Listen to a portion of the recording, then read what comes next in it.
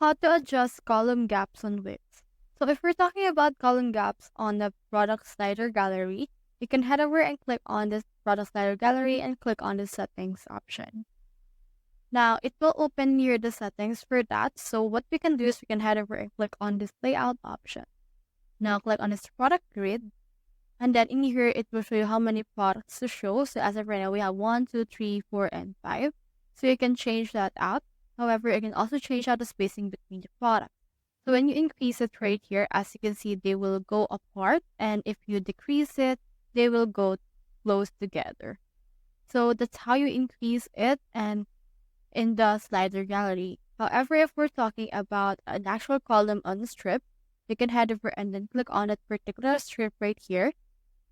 And then from in there, just head over and click on this manage columns. Now for this one, you can remove and then add some columns as necessary because as you can see, they will also have a clear indication and borders that they have as well. So that's how you adjust column gaps on width. Hope you help.